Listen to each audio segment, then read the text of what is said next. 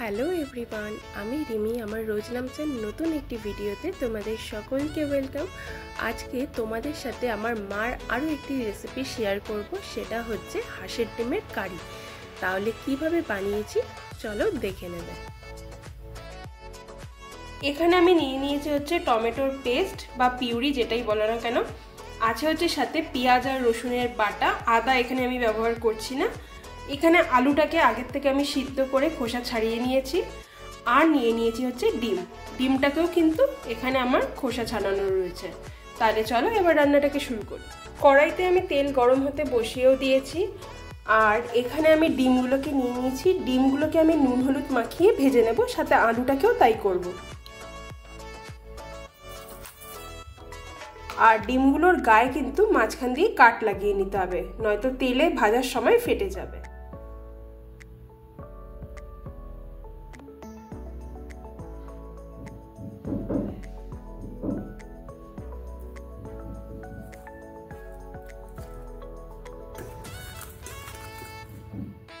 তেলটাও আমার গরম হয়ে গেছে, ডিমগুলোকে এখন আমি ভেজে নেব।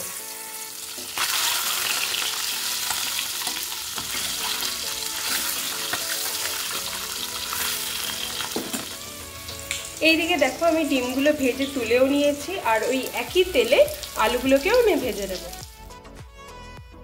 আলুটাও দেখো আমি ভেজে তুলে নিয়েছি। আর এখন এই তেলের মধ্যেই দিয়ে দেব হচ্ছে গোটা জিরে, আর দিয়ে দেব হচ্ছে সাথে একটা তেজপাতা।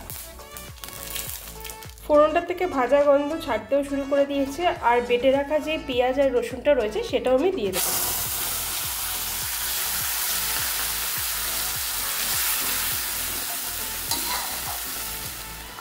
এটাকে এখন ভালো করে আমি কষিয়ে নেব যত পর্যন্ত না কাঁচা গন্ধটা যাচ্ছে। মশলাটা কষতে কষতে এখানে যেই গুঁড়ো মশলাগুলো লাগবে দেখিয়ে দিই। নিয়ে নিয়েছি হচ্ছে জিরে, হলুদ গুঁড়ো, আর নিয়ে নিয়েছি লঙ্কার গুঁড়ো আর কাশ্মীরি লঙ্কার গুঁড়ো। এখানে দু রকমের লঙ্কার গুঁড়ো রয়েছে, একটা ঝালের জন্য একটা রঙের জন্য। এটাকে আমি জল দিয়ে কিছুক্ষণ গুলিয়ে রেখে দেবো।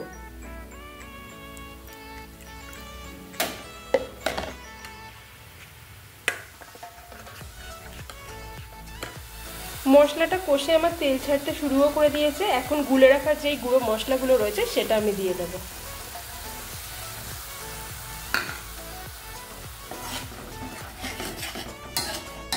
আর সাথে ওই মশলার বাটি ধোয়া জলও কিছুটা দিয়ে দেবো।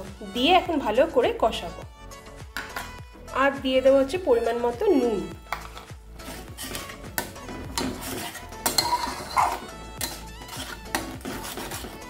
মশলা থেকে দেখো তেল ছাড়তে শুরুও করে দিয়েছে। এখন যেই বেটে রাখা টমেটো পিউরিটা ছিল সেটাও আমি দিয়ে দেব।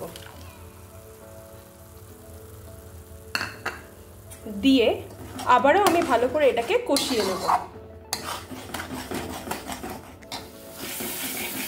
মশলাটা দেখো আমার ভালো করে কষে গেছে, আর সব কাঁচা গন্ধও চলে গেছে। এখন ভেজে রাখা যেই আলুগুলো রয়েছে সেটাও আমি দিয়ে দেব।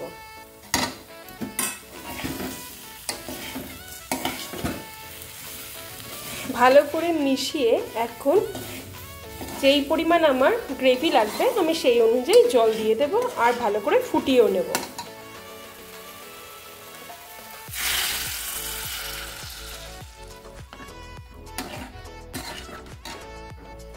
আর এটাকে এখন কিছুক্ষণের জন্য আমি ঢেকে দেব। ঝোলটা আমার ফুটে গেছে। এখন আমি এটার মধ্যে দিয়ে দেব হচ্ছে গরম মশলা গুঁড়ো, আর দিয়ে দেব হচ্ছে সামান্য পরিমাণে মিষ্টি। আর সাথে যে ভেজে রাখা ডিমগুলো রয়েছে সেটাও আমি দিয়ে দেব। সব কিছুকে এখন আমি ভালো করে আরেকবার মিশিয়ে নেব, আর নিয়ে নামিয়ে নেব। তাহলে চলো একদম বাটিতে সার্ভ করে তোমাদের সামনে আসি। আর এই দেখো আমি একদম বাটিতে সার্ভ করে নিয়ে চলে এসেছি আজকে আমাদের হাঁসের ডিমের কারি। যদি তোমাদের আজকে এই রেসিপিটা ভালো লেগে থাকে তাহলে তোমরাও বাড়িতে এইভাবে একবার বানিয়ে খেয়ে দেখো। আর ভিডিওটা ছেড়ে যাওয়ার আগে একটা লাইক, শেয়ার, সাবস্ক্রাইব অবশ্যই করে দিও। আজকের জন্য টাটা, সবাই ভালো থেকো, সুস্থ থেকো।